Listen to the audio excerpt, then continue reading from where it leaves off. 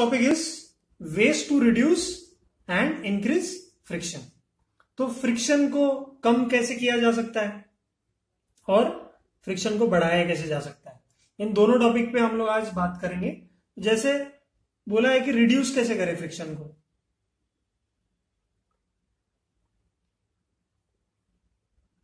तो रिड्यूस कैसे करना है, एक तो पॉलिश कर दो सरफेस को, पॉलिशिंग द सरफेस, है ना। तो सरफेस को पॉलिश करना है मतलब क्या करना है, जैसे कैरम खेलते हैं हम, तो कैरम में हम पाउडर स्प्रिंकल कर दें, जिसकी वजह से क्या है, ये जो हिल्स एंड वैलीज जो एकदम माइक्रोस्कोपिक होती है, एकदम मॉलिक्यूलर लेवल पे आप देखें, तो इसमें क्या हो जाएगा, पाउडर जमा हो जाएगा और ये भर जाएंगे। ठीक है, यही होता है जब हम पाउडर स्प्रिंकल करते हैं कैरम में, तो क्या हो जाता है, पाउडर ऐसे जाके सब जगह जमा हो जाता है। ठीक है, और फिर हम लोग अच्छे से खेल सकते हैं। तो कॉइन्स जो होती है यहां पर वो अच्छे से स्लाइड कर जाएगी, वहां पर फ्रिक्शन कम हो जाएगा। तो टू रिड्यूस फ्रिक्शन हम सरफेसेस को पॉलिश कर सकते हैं। ठीक है, फिर क्या कर सकते हैं, और दूसरी चीज क्या कर सकते हैं कि हम जैसे मशीनरीज है वहां पे ल्यूब्रिकेशन करें। ल्यूब्रिकेशन क्या होता है, जैसे ऑयल डाल दिया, जैसे ऑयल होता है मशीनरीज में यूज करने के लिए, है ना।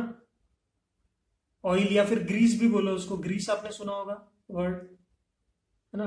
गाड़ी में लगता है, व्हीकल्स में डालते हैं ग्रीस, है ना, जॉइंट्स पे जहां पर भी होता है। तो क्या हो जाता है, यहां पर एक थिन लेयर फॉर्म हो जाती है, ग्रीसिंग की वजह से एक थिन लेयर फॉर्म हो जाती है इन अराउंड दैट एरिया, और उसकी वजह से क्या हो जाता है कि इंटरलॉकिंग रिड्यूस हो जाती है, इट रिड्यूसेस इंटरलॉकिंग। ठीक है, तो इंटरलॉकिंग रिड्यूस होने की वजह से दो सरफेसेस के बीच में फ्रिक्शन रिड्यूस हो जाएगा, रिड्यूस इन इंटरलॉकिंग हो जाएगा। समझ में आया आपको? तो ये एक एग्जांपल है आपका। ठीक, फिर आप क्या कर सकते हो कि जैसे सरफेसेस पे पाउडर स्प्रिंकल कर दो, जैसे बहुत ही कीचड़ हो गया है या स्लिपरी है ना, टैल्कम पाउडर, या वो इसका आता है ना, वुड का बचा हुआ जो क्रश होता है ना, उसको आप ये डाल सकते हो। या फिर ग्रेफाइट पाउडर यूज किया जाता है। पाउडर कौन से टाइप का, जैसे मैं यहां पर बोलूं कि टैल्कम पाउडर यूज कर लो, टैल्कम पाउडर, पावर नहीं पाउडर, टैल्कम पाउडर यूज कर लो। नहीं तो फिर आप वो वुड का वुडन रेसिड्यू होता है ना, जो खस क्या बोलते हैं उसको, है ना, वो आप यूज कर सकते हो, रिड्यूस फ्रिक्शन। फिर या फिर ग्रेफाइट का पाउडर यूज करते हो।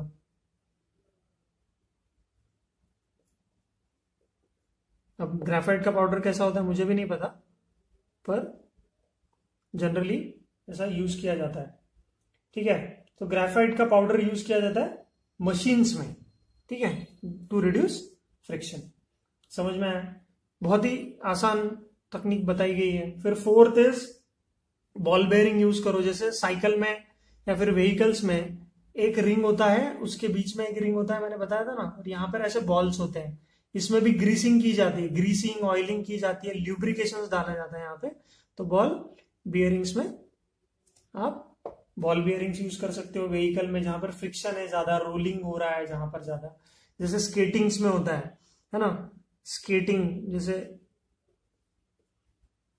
स्केटिंग में यूज किया जाता है, जो स्केटर्स होते हैं, क्या बोलते हैं, स्केटर्स ही बोलते हैं ना उसको, उसमें ऐसे बॉल बियरिंग्स होते हैं। या फिर साइकिल के जो पहिए होते हैं उसमें ये ऐसे बॉल बियरिंग होते हैं, जिसमें हमको ग्रीस लगाना पड़ता है। फ्रिक्शन अगर बढ़ जाए तो व्हीकल का या फिर साइकिल का बहुत ज्यादा आवाज आने लगता है, तो उसको रिड्यूस करने के लिए हम लोग ये कर सकते हैं।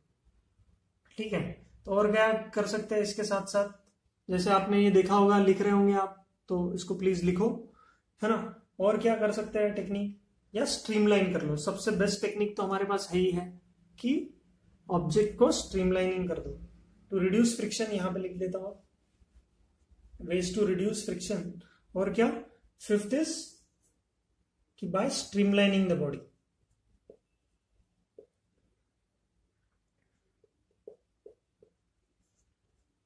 ये तो बेस्ट तरीका है। जैसे व्हीकल होती है, टू व्हीलर के सामने भी वो जो लेग गार्ड होता है ना, लेग गार्ड भी ऐसे ऐसे ऐसे शेप का होता है लेग गार्ड, या फिर गाड़ी का सामने का जो पोर्शन होता है उसमें ऐसा होता है मोस्टली, जो लाइट वगैरह होता है, ताकि जब गाड़ी स्पीड से जाए तो ज्यादा वाइब्रेट ना हो और प्रॉपर क्या हो जाए, उसका बैलेंस रहे और फ्रिक्शन भी कम हो जाए। तो स्ट्रीमलाइनिंग के लिए भी यूज किया जाता है इसको। ठीक है, so these are the techniques for क्या, टू रिड्यूस फ्रिक्शन। फ्रिक्शन को रिड्यूस करने के लिए हम ये सारी तरकीबें यूज कर सकते हैं। समझ में आया क्या? फिर हम फ्रिक्शन को इंक्रीज करने के लिए क्या करें? कुछ कुछ जगह ऐसी भी होंगी जहां पर हमें फ्रिक्शन को इंक्रीज करना पड़े, है ना।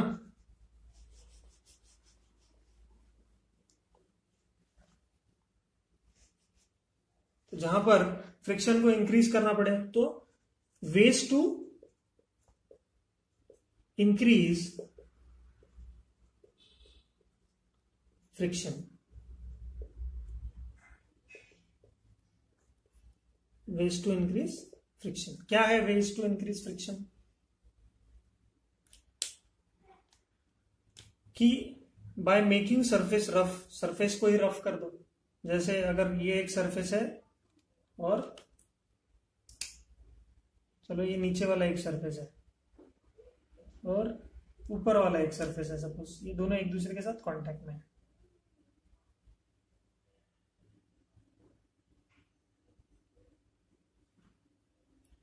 तो क्या कर देंगे, इसको ज्यादा ही रफ कर देंगे, नीचे वाले सरफेस को या ऊपर वाले सरफेस को थोड़ा रफ कर देंगे तो यहां पर फ्रिक्शन बढ़ जाएगा। तो first is by making rough surfaces.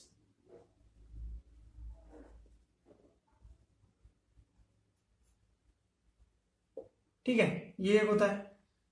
दूसरा एक होता है, दूसरा क्या कर सकते हो आप कि ग्रूव्स बना लो। सेकेंड,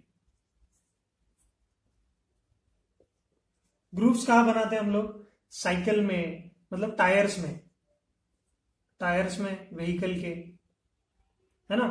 तो वहां पर क्या हो जाएगा, बेटर ग्रिप मिलेगा।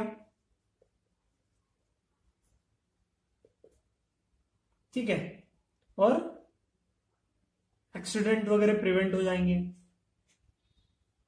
हम बोलते हैं कि स्किडिंग प्रिवेंट हो जाएगी। क्या प्रिवेंट हो जाएगी? स्किडिंग, स्लिप नहीं होगी गाड़ी,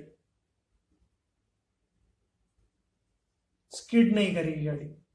आपने देखा है कि स्किडिंग की वजह से बहुत बार एक्सीडेंट्स हो जाते हैं।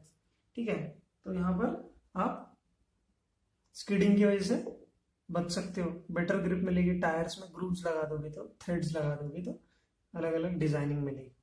ठीक है, तो इस चैप्टर में बस इतना ही है और कुछ ज्यादा है नहीं। बस इसके साथ ये एक चीज ये है कि जब भी आपको कोएफिशिएंट ऑफ फ्रिक्शन बोला जाए तो फ्रिक्शनल कोएफिशिएंट,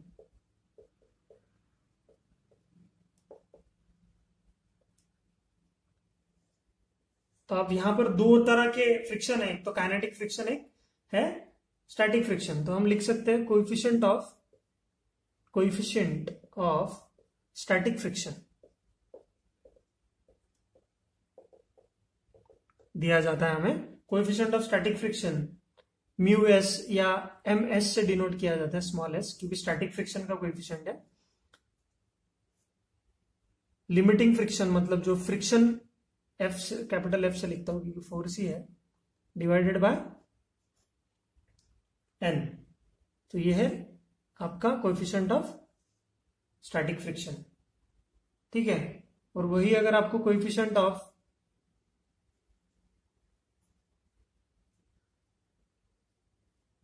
काइनेटिक फ्रिक्शन पूछा तो आप लिख सकते हो एम के, दैट इज जो काइनेटिक फ्रिक्शन है डिवाइडेड बाय एन। एन क्या है हमारा? नॉर्मल रिएक्शंस वहां पर जो हमको मिलेगा। ठीक है, तो ये नॉर्मल फोर्स होता है जो हमने टाइप्स ऑफ फोर्सेस में देखा था। ठीक है। ये अभी आपको इसका काम नहीं है, पर ये आपको पता होनी चाहिए। ठीक है, ठीक। तो इन सारी चीजों को आप नोट करो। कोई ज्यादा बड़ा वीडियो नहीं बनाना है हमें, ठीक है ना। तो इसके साथ साथ और एक चीज, ये जैसे वेज टू इंक्रीज फ्रिक्शन भी हमने लिख लिया। इसके साथ और एक टॉपिक सम अप करने के लिए करते हैं कि ल्यूब्रिकेंट्स क्या होते हैं। ल्यूब्रिकेंट्स क्या होते हैं? A substance which reduces friction, है ना, बिटवीन टू मूविंग सरफेस। तो अगर इसकी डेफिनेशन आपको लिखनी है तो आप लिख लेना, ठीक है। तो ल्यूब्रिकेंट्स उसके लिए हमें काम में आता है। फिर आप अलग अलग वर्ड्स देखेंगे इस चैप्टर में, मैं लिख देता हूं यहाँ पे। इसके बारे में थोड़ा सा आप होमवर्क करो कि ल्यूब्रिकेंट्स क्या होते हैं, है ना। ल्यूब्रिकेंट्स क्या होते हैं ये थोड़ा सा होमवर्क करो। फिर हॉवरक्राफ्ट, जो पानी के ऊपर चलता है ना, मतलब दोनों के ऊपर चलता है। ये लैंड एंड वाटर दोनों पे चलता है because of air pressure. Air cushion वहां पे डेवलप किया जाता है, एयर कुशन। इसका आप वीडियो देखो। एयर कुशन यहाँ पे डेवलप किया जाता है, इसका आप प्लीज वीडियो देखो। तो हॉवरक्राफ्ट और ल्यूब्रिकेंट्स क्या क्या होते हैं, ये आपका होमवर्क रहेगा। तो प्लीज आप इसको थोड़ा सा स्टडी कीजिए, ठीक है। तो थैंक यू सो मच, और आप पढ़ाई चालू रखो।